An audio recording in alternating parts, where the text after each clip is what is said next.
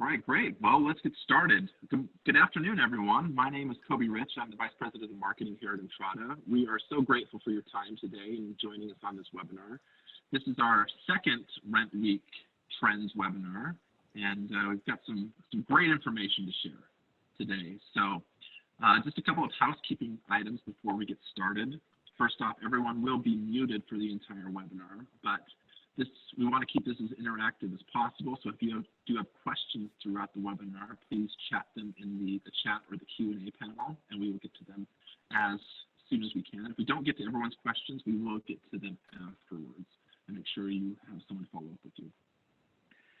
This webinar is being recorded and will be available today on our entrada.com COVID-19 landing page. You can just get there at the top of entrada.com.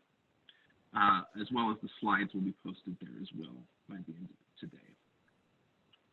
Well, once again, we appreciate everyone's time. We appreciate all the time and effort from the Entrada side that went into gathering this data.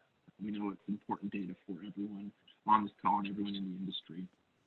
So without much further ado, I'd like to turn the time over to our industry principal, Virginia Love. So Virginia, take it away.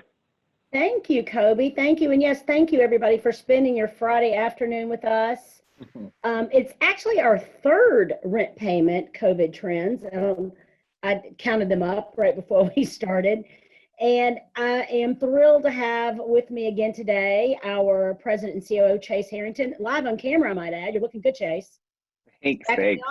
Back in the office. You maybe give people a little idea of what that looks like. But yeah. I guess I would ask you, is it fair to say that we're pretty excited about today's data? I would say out of the 3 sessions, today is very exciting. We've got some really cool and good trends that we'll be sharing. Fantastic. Well, since it's about 100 slides or 70, 80 slides that I saw recently, so let's go ahead and get started. Yeah, so kind of in line with our other webinars, just a disclaimer at the beginning, we're doing our best to aggregate and provide the data as quickly and as accurately as possible. So we will start, and we're gonna move, like Virginia said, we have a lot of slides to cover today. We are going to cover, just so you guys know, as we go through the trends, we're going to cover what was done in April, and then we will go and see what it looks like for the first week of May. So we'll be able to compare month over month, year over year, and those types of things. So we'll start with occupancy. So occupancy, we did see a little bit of a dip for student housing. So from April 22nd, when we reported it, it continued to drop through the end of the month, about 0.6. But year over year, it's only a 0.4% different, as you can see, from that 89.6 to 89.2. So not dramatically different there for the student housing sector.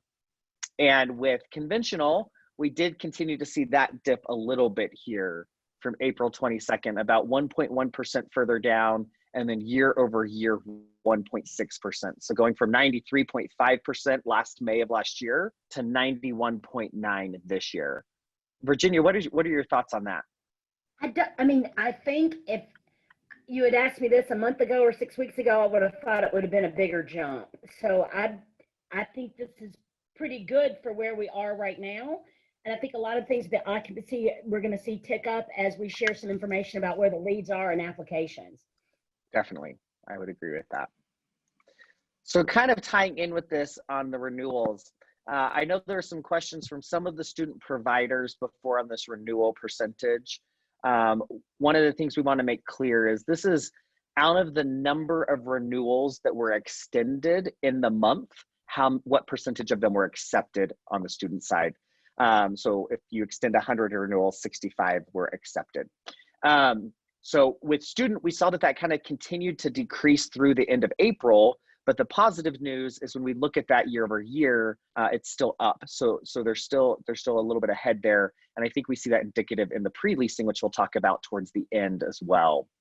And then for conventional, we saw that increase. So the month kind of tailed off. We got down as low about 48% in April, but by the end of the month, we got back up to 50%. So we saw that increase of 2%. However, it is still down 6% year over year. Virginia, we kind of talked about this with month to month, and that we think that's what we're seeing quite a Yes. bit here. What are your thoughts? Yeah, I think so too. I think that's the unknown, that a lot of people made a lot of strategic choices to change how they were proceeding, how they were progressing with renewals during the COVID-19. Some let people, kind of shelter in place at the same amount on a month-to-month lease.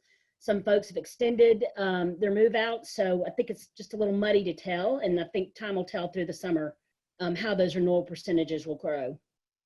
And that's one of the things I think we're going to start monitoring, and maybe in the next trends we will present on, is that number of month to month. I do think, from our view, the concern is there may be this brewing occupancy issue, right? Where we're not necessarily seeing the occupancy drop yet, but this renewal percentage would be indicative that people are moving month to month. So there's kind of that underlying, what are they going to do? Are they going to stay? Are they going to renew? Are they going to pick up and leave? And so there's going to be some of that stock of those units that's going to go into the market here relatively quickly if they decide not to. So rent payments, let's jump into the one piece that is really exciting this month, and I would say probably would be different than what we anticipated with others from other months. So one of the things that we're seeing here, this is for the end of April, how April ended. The student properties collected, 93% of the student properties made a payment in April, while almost 95% of conventional properties or units at a property made a payment. It's interesting when you compare that, this isn't very far off from what we would expect, right? You can see where it was in March of 2020 and April 2020 respectively on both of those. The big surprise here is on conventional properties with the percent of uncollected rent in April. It's down, right? So there's only a 4.2% uncollected rent rate. Incredible. I mean, this is awesome, right, Virginia? Incredible. Yeah, incredible. I'm basically jumping up and down right now, but it really is. And it's absolutely what everybody is saying wasn't going to happen. So that's great news. Yeah, it's, you see that 5.5% in March and 5.5% in April of last year. We're performing really well there. Student did see a little bit more of a hit here, right? They were normally in that 2 to 3% range, and we did see that, creep up to the almost 6.5% range here for the entire month of April. But I would still say, tell me if I'm wrong, Virginia, this all in all, we're performing, I would say, better than we anticipated for this first month of COVID. I 100% agree. I do. And I think the student probably, the number being larger, that's probably, there's so much uncertainty there. And I think that they're like conventional properties, just a lot of different rules apply. So, and we'll be able to see that in some other further topics that we're going to discuss today. You'll see how different those two are. So the next is May 1st to 6th. So we were nervous, right, with April. It ended up turning out pretty well. And then we were like, okay, here it comes. It's coming in May, right? It's going to be May. April was good. It's going to be May. Yeah. Yeah. And we did better in May than we did in April, right? Crazy. So you look at this with conventional, 88.3% for the first 6 days of May compared to 87.2 from April, and even 88.9 from year over year. So we're doing really well, a strong start to May. And if you look at student properties, they're right on par as well, right? Yep. 84.6 compared to 84.2, not a dramatic difference. And then compared year over year from 90.2%. Even looking at the collection rates, right? Both student and conventional have less uncollected rent than April, and conventional has even less than year over year. Amazing. This is incredible, right? This is great momentum. And I would say this is actually consistent. We were on the NMHC call this morning with the other major property management software providers, and they're seeing the same trends, right? And so across the almost 12 million units, this is what we're seeing, which is really good news, right? It's strong. The stimulus is working. People are prioritizing right and making their payments. Just to give everybody that's listening in an idea, the 12 million units that are included in this study that we're doing with NMHC, how many units does that make up of the total apartment units in the country? It's about 50%, right? There's probably between that 20 20 to 25 million national or professionally managed, but the NMHC's reporting is about 11.5 million of that. So those mom and pop deals, duplexes, apartments over garages, there's a lot of units that are out there that are not professionally managed. So Yeah. but I'm going to tell you that being half is super impressive. Yeah, this is right. This is unexpected, a positive unexpected for May, right? To be able to see this. So we were really excited. You can see here on student properties, this goes back to April, kind of a map of the percent of units that paid in April across the nation for student. We're seeing some great numbers here. You've got upwards of 98%. Again, you're seeing some of the harder hit markets where they're lower, but they're still not terribly low. Surprisingly, I look at California and New York, and they're right on par where we would expect them to be. You look at May, again, this is just for May 1st through 6th, and still holding really strong, performing well. Some states outperforming the average, and so we're seeing a pretty good performance here for the beginning of May, for the rest of May. This is now jumping to the percent uncollected for the month of April. So this is kind of collectively, you can see where some of the states were hit a little bit harder on here, but you can see that it's not too dramatic in a lot of these places. Yes. And now here's percent uncollected in May. So this is where we stand today on the student properties of where they are uncollected at this point in time. But only 6 days into the month, so there's lots of time to make that up.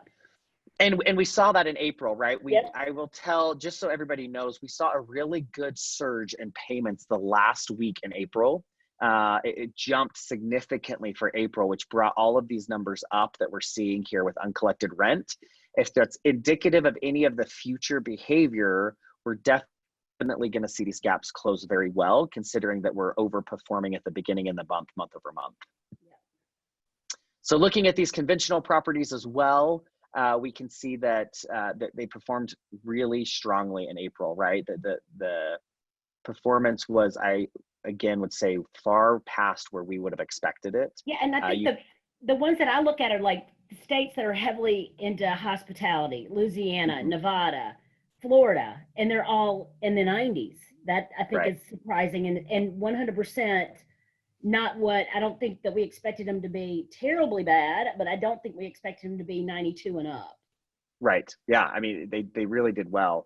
So you can see May starting strong, right? Where we're already in some of these markets at 88%, some already in the 90%. Some interesting things that was consistent with all the providers was Salt Lake City, Idaho performing very well, Colorado, Pennsylvania. Some of these markets are really strong and started the month strong. West Virginia, or Virginia. So kind of interesting seeing some of those trends, but all in all, really, really strong start for May. Here is where April ended, kind of nationally for uncollected rent in April. So what was billed versus what was collected. Still strong performance. Not surprisingly, we see New York right here at 28%, right? Florida, to your point, Virginia, 15%, California, 13%. You see some of these harder hit markets where that percentage went up. Those coastal towns in the Southeast took a little bit of a hit, the Louisiana, Mississippi, Georgia, Texas, all of that, Florida took a little bit larger hit than I would love to see. Yep, agreed. Let's keep moving through here. So you can see May and how May started and where we're at with uncollected rent in May. The numbers are high, right? Because it's only the first 6 days like we've talked about. And I would say the trends are still indicative. Those who were hit hard in April are still feeling it in May, but we'll see these numbers come down through the month. So many clients made some really good strategic decisions about how they're going to collect rent. So that makes a huge difference here. I know I personally have spoken to folks that have said, we've extended late rent till the 15th of the month to hopefully capture 2 pay periods and not just 1 pay period to get the rent paid. So like you said, in 2 weeks, when we get back together to do the next rent payment trends, I hope that we see these, decline significantly. Yeah, I think we will. So if we look at payment types now, if we look at student properties, student and conventional, same trend, percentages are just a little bit different. We definitely saw an increase for electronic payments, right? Not surprisingly, with offices having to be closed in April and people also wanting to try to social distance, we saw that 4% increase year over year on credit cards, 7% increase year over year on e-check, and a decrease of 11% for checks. Pretty dramatic for, you know, the scanned manual checks in the offices. And like I said, very similar for conventional, right? Large increase in e-check, large increase in checks, and a even larger decrease in scanned checks with our conventional properties here. Money orders, conventional stayed really the same. It's pretty consistent, 3% for the past trailing 12 months. And those have remained very, very Those consistent. that are paying with money orders continue to pay with money orders. They're just steady. Exactly. So now we'll talk about late fees and repayment agreements. Nothing too surprising here. We've seen and we continue to see the late fees posted are virtually nothing, as well as late fees waived. Anything that is being posted is being waived. You can see the year over year percentages, right? There's a 61% decrease in what's being posted in late fees and a 750% increase in what's being waived. So you really can see very consistent trends. You see it across the nation, very consistent on student. Same graph on conventional, right? You look at these two graphs, they're very similar in their trends. What's being posted is less than half, and then we've almost, you know, tripled what is being waived on the conventional side as well. And I think all to be expected, specifically with a lot of the local jurisdictions requiring that as well. Yeah. Here's the national map of that. You can see some of those harder hit markets where it's almost 100% if it's not in there. So repayment agreements, this is interesting. These are up, but surprisingly not significantly. I know it looks like a big number when we're talking about year over year. This is student, and then if we look at conventional, but when you take into account, this is one of the things we were talking about with the three other software providers, it's not large, right? When we talk about millions of units and we're seeing thousands of repayment agreements, it's not a significant portion. What we've also seen and heard is there was a lot of outreach on what are my options, but not a lot of people that pulled through with it. I think you heard the same thing, Virginia. I did. I was on another call earlier this week with the leadership group that I serve on, and they all said the same thing. They said that they anticipated that the payment agreements would be a larger percentage and they would be dragging in payment, that they would actually take them up on a repayment agreement where around 96-97% of their payment agreements have already been fulfilled.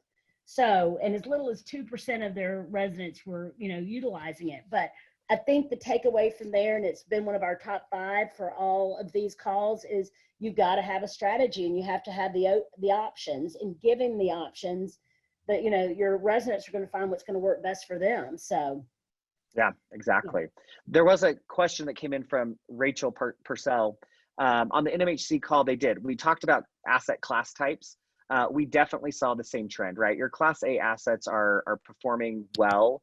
Most of your professionally managed, your REITs, where there's a large stock of units, those Class A and upper B assets are performing better. Not, I would say, terribly unexpected. Your workforce, your Class C assets, we are seeing, you know, they're the ones being hit more. That's bringing the average down while the Class A assets are holding. So we are still seeing that same trend there in addition. So Virginia, this is, to me, the exciting part. This is the best. This is incredible, and I think really good news for everyone, and we'll hopefully be able to start getting back into the groove of things. I can't tell you how crazy this trend is. We went back 3 times trying to figure out, is this right? So I want to give you guys a kind of just a visual indication. So this is the graph that we shared last time we talked about new leads per unit on a student, and we'll show you with conventional as well. And it is just crazy. So we were showing, I mean, you see this line from February, March, April of how many new leads per unit. Look at how it ended. That is only including 1 more week. Yep. in this for April. And it is just crazy, that jump. And we're going to show you this at the end with the lead funnel again as an example. And you can just see the percent change in leads. We're actually higher, than we were in March and April now. It's crazy. Well, and so you look across the nation. You said earlier that last week of April, the last week of April is like the best week of the year so far. That's the one thing that you'll keep seeing, is that from April the 22nd till now is made this whole month better. Yeah, it's pretty drastic. Okay, so now let's look at conventional. This is, look at this line. Last time when we had this call, right, on April 22nd, it wasn't looking great. It was a little bit of a downer, right? But look at what happened for April. That line, so incredible. Dramatic. Yeah. And you know what's great about this is that we had a webinar last week with our digital, Diogo on our digital team. And one of the things that he reported was that, that prospects are in research mode, that we're starting to see that gap between, where we were, when COVID started and where we were in search. Now, all of a sudden, there's a little bit more of a gap, and it's getting larger every day. And he was 100% right, that they're in research mode. It's exactly what he reported. And as folks are going, okay, things are loosening up, I've got to get on with my life. And the ILSs are reporting the same thing. Traffic is there. The traffic's getting there. And the natural order of the leasing funnel is the traffic's got to come in through the top, and then it's going to trickle down to all the other steps that we're talking about. So if you've not listen to that webinar, it's available on our COVID page. You'll get to hear Diogo, and the slides are also available. He had some great points. So, when we look at this new leads per unit and we look at the national map, this is from March to April, right? We're seeing it. People are coming back out. And I think, Virginia, to your point, there was that first 3 weeks in April was a shelter in place, right? Everyone was very unsure. And we're starting to see, as states are loosening those and things are opening back up and they got their stimulus checks, they're starting to look again, right? They're starting to figure out, where am I going to go? What do I do next? And I think this is super positive for the industry, that leasing is still occurring. And it's better than March, right? Which we should have expected in a normal year. Look at year over year. Right? In April of 2019, we were 0.48 leads per unit, and April 2020, we're 0.58, a 20% increase. It's awesome. Crazy. And we see this in the funnel. So it's not just leads. That month was busy, right? This was where new applications for student ended at the end of April. Went up that last week, almost 35%. And year over year, we ended up just above where we were last year for student. You can kind of see the percent increase for some of these states for student on new applications per unit. And then look at conventional. We ended up higher than last year and significantly higher than March. So we're really starting to see this return, right? That last week of April was busy. Everything. It was everything. Yes.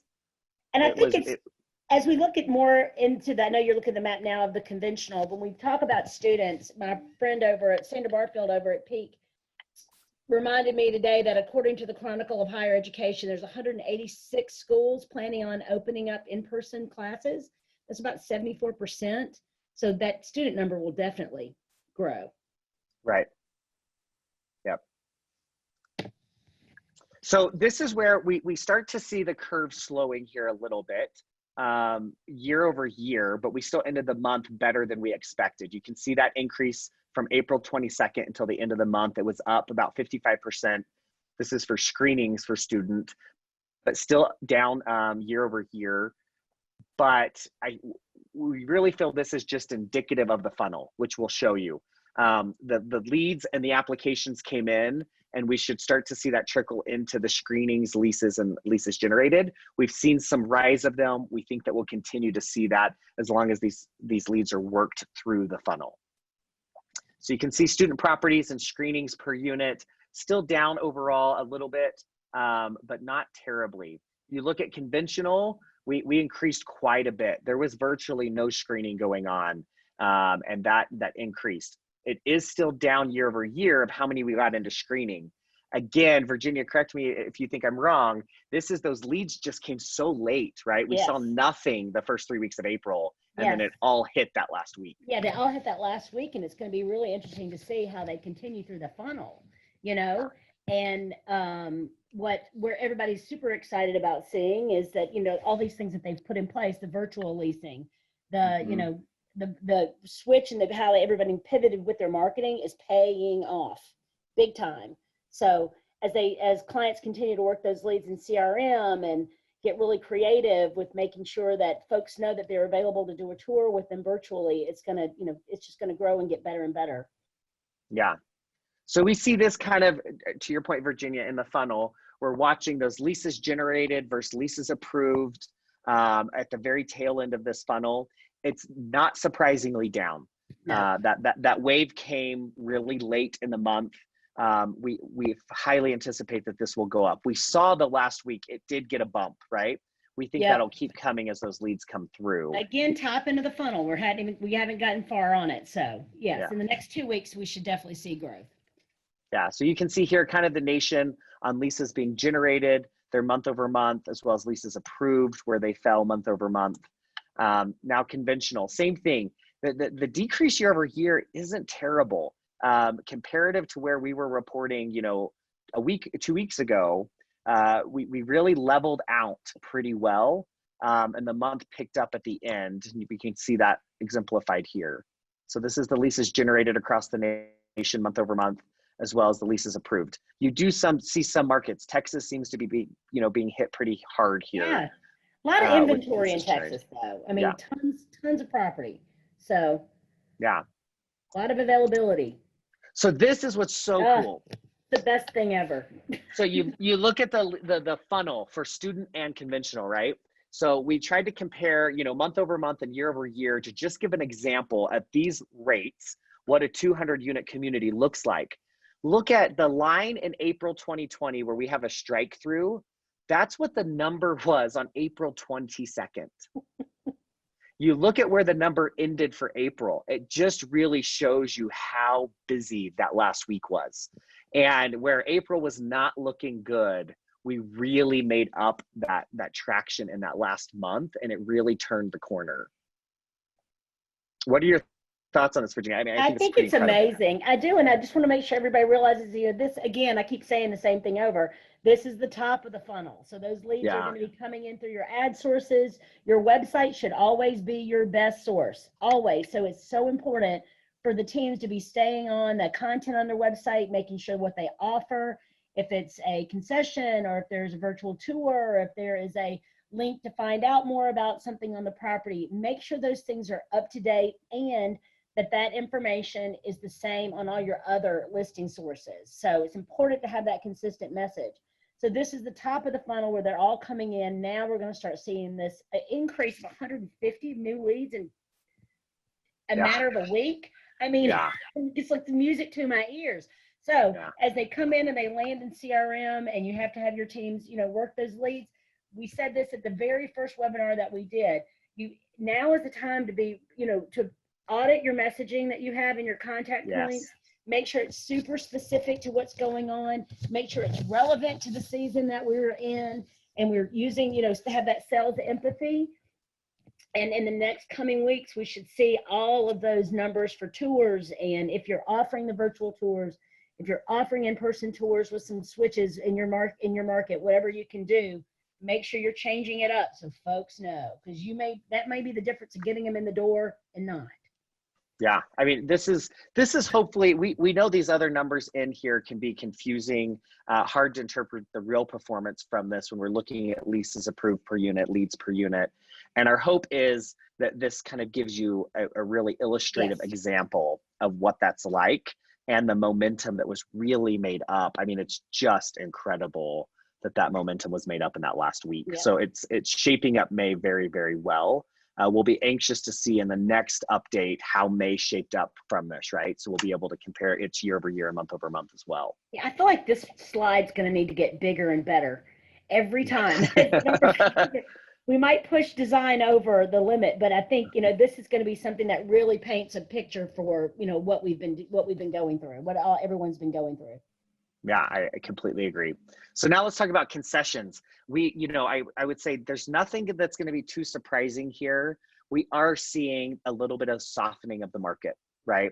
We're seeing concessions up year over year, both on student and conventional. It's not terrible, right? It's No. not huge. You're looking at a 3.56% year over year. That it's rising. I would say that this isn't probably going to stop. I would assume we're going to see this come up. I know, Virginia, you had some thoughts on the expectation of renters. Yeah, this is a strategy right here for owner managers too, to go, okay, you know what, if I'm going to get somebody in, I got to have something attractive for them to bite, Mm-hmm. and right now everything that's in the media is about what, just tremendous gloom and doom with everything for being a renter and what's going on in the renter space. And we're sitting here and we're along with our competitors going, you know what? As an industry, we're doing really, really well. And we think that's a much better story than the gloom and doom, right, Chase? Yeah. Oh, yeah. Yeah, for sure. Much better story. But this was just like when we had the recession in 2008, folks are hearing that things are tough and they think they're going to get something at a better price. But that being said, a lot of folks out there are out there going, you know what, we're going to offer something, because we know how hard it is to get that one person in this situation. We need to make it as attractive as possible. So back to looking at that marketing plan and how your teams are handling the leads, again, more critical than ever. Yeah. So pre-lease on student, they're tracking well. Pre-leasing for the fall, we were at 55% before when we were reporting. So we saw about a 4% increase by the end of the month. A lot of the markets are holding very well for where they would expect to be pre-leased. We did see what I would say was there was a high momentum when we looked at going into the pre-leasing season for student housing this year. Most everyone was ahead, some by double digits where they were year over year, which really helped them weather the storm. Right now, those points being ahead are being eroded, but they are still tracking well. And I know, Virginia, we're seeing a lot of good news from some universities around as well, right? Absolutely. Even, the University of Georgia, the president of the University of Arizona, I believe, was on the Today Show this week talking about what their plans are. They have some, items in place to get everyone back on campus. And, again, 74% of them have said they're going to be back on campus. There's others that are going to have a hybrid model of how they're going to do the education in the fall. And I do believe as you see the universities make those decisions, the other ones are going to, kind of fall in place. So we definitely think the pre-leasing is going to be increasing. So now let's talk about call volume. So not surprising again, we saw calls keep going up. We're hitting some record levels here of calls per unit. It went up almost 12% in that last week.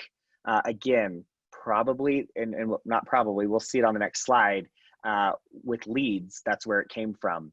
And then year over year, we're still up, 8% for total calls per unit. So we're still seeing a lot of activity. We're seeing people want some of that contact. They want information. And surprisingly, when we get into this breakdown, you're going to see it's more and more leads. Where previously resident calls were out shining leads clearly. That's the graph right there. Yeah. So this is for student properties. Not surprising here on student, right? Your residents are up and continue to be up. It was at the end of the month, and leads were a little bit behind for student, but you can see the continued increase in phone calls. People are calling, right? With that social distancing, this is not surprising of where we would see kind of that widening. So we're still seeing kind of the increase residents, right? It spiked end of month, not surprising for rent payments. But leads are, this is a percentage of phone calls. So even though it's 27%, which is down as a percentage, remember the call volume as a whole was up significantly. And so there's still more phone calls coming in. This is just breaking it down by who's calling the most. And so we're still seeing a lot of traction there. I'll let you talk about call in at the first of the month too. Just FYI. Yeah. Rent week is always going to spike, and we had that tail end in April here.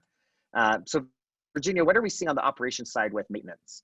Well, maintenance, the story here with student is just, the uncertainty of what's going on and the lack of students on some of the properties. So of course, it's down year over year. You can see where it spikes usually when they're all coming in for the fall. But conventional, it's kind of fallen flat, really. This, on another call, that same call was on this week with Grace Hill, the leadership group, the operators were all talking about, we all anticipated, even though the strategy of a lot of management companies was to move only to emergency calls. Mm-hmm. So one of the things that we talked about was, if you have 4 people living in an apartment in a family, maybe something that wasn't an emergency 3 months ago is an emergency when 4 people are in the apartment. So everyone that was on the call, the owner managers were talking about, the anticipation of some, serious volume of service requests as the properties are more opened up. Right now, they're typically using a lot of their team to get things prepared for cleanliness and getting things sanitized on the property and making sure all of those steps, super important steps, are in place. But they're keeping close track of what they need, inventory, how many requests they're going to have. So, I think everyone anticipated this number to be low, but as we open up, I think we'll see it increase. So I guess that's my question, Virginia. Do you think we're going to see this rise up as they kind of start lifting the emergency work orders only? And do you think it'll spike, or is it going to be a gradual rise up? This is what it all depends. If the service request is in the system and it's just on hold, it's already being counted here. You know what I mean? Right. So Yeah. if it's not an emergency and it's already in the system, it's in this number. If it's not, if people are taking them out and having them and putting them back in, we're not sure what everybody's has their own science behind what they do. But you would think that I know that you live at home by yourself. I live at home by myself, and I have found everything wrong in my condo that I can find. I've done a lot of things. I actually, have someone working at my house right now. So that's the thing, is that when people are sitting at home, they start getting really critical. So I would anticipate that maintenance requests would increase during this time. And again, we're only looking at 2 months here. So Dennis brings up a good point. Dennis Smiley brings up a good point about, summer's coming and AC volume's probably going to be coming. 100%. And Dennis lives in Athens, Georgia, just down the street from me. And today in Atlanta, it is freezing.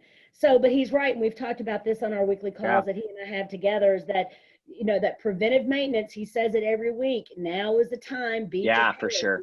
We have the luxury right now of a little time to prepare for all of these things. And great point, Dennis. Yeah, there was an attendee who said, do you think people are waiting to call in work orders since residents know we are not doing work orders? I do think that's happening. And that's where there has to be some of this anticipation that as things are being lifted, there may be that surge, and getting ahead of some of this preventative maintenance, to Virginia's point, I think will be helpful so that you can manage that volume while not neglecting probably some of the AC calls that are going to be coming in and things like that, and getting behind on it. Yeah, because so many people utilize Message Center, utilize the resident portal to say, listen, we're only taking emergency calls. And this is what we define as an emergency call. So 100% that the comment, that could be it. So we'll see what happens. Yeah. So let's talk about packages. If you would have told me, well, student, again, now I don't think this is any big surprise here. Yeah. Lack of people on site, lack of packages. They're home, they're able to get the package to their door. Maybe they're not sending them to the office. And of course, it's important to remember these are only folks using Parcel Alert. So if somebody's using another solution for packages, we don't have the number in here. But if you would have told me that packages would not have been off the chart during this time, maybe Chase and I are the only people ordering stuff, because I know I've ordered everything online. I think this is really interesting, is that, we thought that this would skyrocket, but mostly it's fallen flat. But again, it's only Parcel Alert clients, and folks are at home. So a lot of companies, a lot of properties opened up and said, listen, we're going to let them deliver them to your door. When UPS gets here, someone's going to let them in the gate, and they're going to come directly to the door. So maybe they're just not being logged in the office. So this is a good idea. This is a good slide that shows you that everybody has their own strategy of how to handle things, and packages is a big one. Just think, a month ago, everybody was wiping packages down using those valuable Clorox wipes on a box, and then 2 weeks later they said you don't need to do that. But this is where everything is moving back and forth. So I'm surprised by the number. Yeah, I would have anticipated that to be a little bit higher as well. Yep. So let's get to our top 5 best practices. We cruised through this this time. We want to make sure we got you guys. There's a lot more graphs, a lot more data. Just as a reminder, as we come into the end with the top 5 best practices, all of this data will be provided. The slide deck will be placed on Entrada's website. If you go to entrada.com, across the top, there's the COVID response. You can click on that link and see all of the data that we're providing. We also convert this slide deck into a conventional and a student white paper that will have the whole month of April and the first week of May in there. So please go out there. We want to make this available to all of you so that you guys have that. So Virginia, let's talk about some of the top 5 things that we've hit on that people need to remember as they're making their decisions and looking at this data to go forward. Absolutely. I think that to your point of those early slides about rent payments, the strategies continue to pay off. People have kept with what's worked. Absolutely. They've changed when it's not working. They're being very flexible, unlike what the news is reporting. They're, picking up the phone, calling, what can you do? How can you do it? Can you do a repayment agreement? Can I do a partial payment? Can I get an extension on my late fees? Being flexible is putting money in a bank. I think it's important for all the operators to be able to remember when the owners are coming that those strategies have worked, right? That we're seeing higher percentages in May, and April outperformed what the market expected with rent collection. There was a J Turner research that was talking about where they expected us to be in May, and we are so far past and outperforming that. It's incredible. And I really attribute that to the operator's ability to be flexible. I also think in April, what we saw was it was a new world, right? And we didn't know how to respond. We didn't know what to do, and we figured that out. And so we've really been able to execute in May well. So huge accolades to the operators for doing this. Yeah, big shout out. So I know the month to month is something you talked about earlier. Yeah. Month to month, I really think we've been watching the short-term rental market. I'm sure you guys are feeling that. The short-term rental market, some of the different areas have mandated you can't even do short-term rentals. So there's a definite impact with short-term rentals, with the occupancies holding relatively strong, but the renewals going down. We know that's coming to months. It's a conversation that needs to be had right now of what is our strategy with our month-to-month leases? Are we proactively reaching out to all of these residents to work with them, make them feel comfortable to renew, so that we don't have this large stock hit the market, in 30, 60, 90 days because all these month-to-months expire. And now we have the unit that we have to lease, and we couldn't proactively do that because we had residents on month-to-month. The conversation now has to be, keep in touch with us. Tell us what you're doing. What are you planning? You cannot tell me that you are planning on moving out on a month-to-month lease soon enough. So, and keep that total in the front of your team's mind so they can take a look at it every day and know where they fall. Because this, to your point, Chase, could really sneak up on you. Yeah, it really could. Yeah. I think to the point when we look at those leads, which again, my favorite slide of the whole stack, prospects are in research mode. It's stay on top of your customer facing marketing, making sure your website's accurate, making sure everything that you're offering, take a look at making sure you have good photos available, that your team they're following up in CRM using the contact points.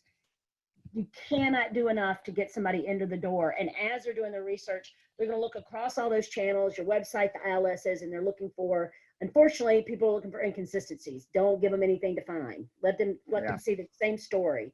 And then I know this is your favorite best practice. Just automate. We see these leads coming in, and anything to move them through the funnel. And I mean, you started to hit on it, Virginia. Contact points and messaging, and how are we reaching out? How often are we reaching out? And making sure you have it set up and facilitating that. Auto-generate the lease on a screening approval so that you're not wasting any time to get them approved. If you're getting instant criminal screens and you're getting an approval at 2 a.m, get that lease to them at 2 a.m. Let's not miss that opportunity. Inspections, auto-generating them, getting them out there to stay ahead of, some of the curves that may be coming. So, if you haven't automated already, take the opportunity to do this so that you're prepared and we're not missing the beat on anything. Great. And to that point, you know, the next webinar we have a webinar next Thursday on the 14th, and we're going to have some friends from Princeton Property and Cardinal Group come on and talk about sort of their emergence from COVID-19. So their registration is available on our COVID response page. And I think that's going to be great. I mean, we've talked a lot about how quickly and how impressive it was that clients and everyone in the multifamily industry moved to make this possible, to keep business open. These are essential workers. The folks on site, I remember it for my entire 27-year career. The folks on site are the ones generating income. Everyone else is an expense. They put all these things in place to make sure that they're able to have some sort of normalcy during business. And we did it very quickly. Right now, we have the luxury of a little bit more time to start planning for what the other side of COVID-19 looks like, and also prepare for a possible second wave in the fall. We've said it before within our group that, you know, things that we did not have in place, or the things that owner managers did not have in place at the beginning of this, they've put in place. Now they're like, oh my gosh, how did we work without this? And I look back and I think about things like, you know, the things that you can automate. A lot of folks are like, oh, this makes it so much easier. The system is flexible enough that I make it easier on our teams. God forbid we have a big possible second wave in the fall. I know it's something that all the scientists and doctors are talking about, but I'd like to think that if we can get on the other side of it this time and something does happen, things can be put into place really easily. It's the opportunity to take the retrospective. What worked, what didn't work, what did we have, what didn't we have? We're doing it as a business. I think, you know, multifamily, it's no different. We all need to be looking at what best practices do we need to implement. Now's the time so that we can face that second wave and be just as strong as we were here, right? I think we were all kind of broadsided with how quickly this came on, and we reacted very well. The industry has been unified in a way that probably has never been seen, which is incredible. And so what does that next phase look like, or round two, if that's something that we have to face? But once again, yeah, go ahead. Yeah, real quick, I was just going to say, and I had two people text me during this to say, are y'all back in your office in Utah? Do you want to just give a 30-second blurb of why you're sitting in a great big 4-story building all by yourself? I'm all by myself. So the offices have not fully opened back in Utah. Utah has started loosening restrictions. They've moved from a red health condition to an orange. And then we shortly here will be moving to a yellow. We won't be bringing employees back into the office, you know, and any kind of mass group. Will be transitioning slowly, as has been recommended both by state and federal levels, and following those recommendations with them as we transition to try to get back to a new normal. The hope is Utah forecasts that we'll be back to a new normal here pretty quickly in the summer into a green. So that's what we're working towards as well as a company. But thankfully, we've been able to transition employees home and stay strong and really not miss a beat in that transition. Everything from our call centers to our support teams, it's really gone very, very well to be able to transition them to ensure that we can provide that same service level even through this. Yeah, and I think a lot of people that know Entrata know the brand, and our clients that are so attached, that we're so attached to and are part of our Entrata family, they've all said the same thing. They're like, are they working from home or are they still at the office? That they've been so responsive. And what I think is so cool is that what everybody thinks the glamour of working from home has been so wonderful. Very quickly, they were like, can we come back? You know, I miss the camaraderie. I miss my coworkers. They miss the fun. So hopefully, you know, fingers crossed, we all stay safe and we all get back to what we would like to call the new normal as soon as possible. So you won't be there by yourself forever, Chase. That's the hope, right? Enjoy it while you can. That's the hope. Thank you again for you guys coming. This data is fantastic, right? The things are turning. The industry is seeing an uptick. We're going to share this with you guys. It'll be on our website again. Make sure to take it, be able to use it. We're here to support you guys and want to make sure we're getting you the best data to inform you of industry trends. So thanks again, and we'll see you in 2 weeks, same time, and we'll go over what we're seeing mid-month in May as well. So thanks, everybody. Thanks, everyone.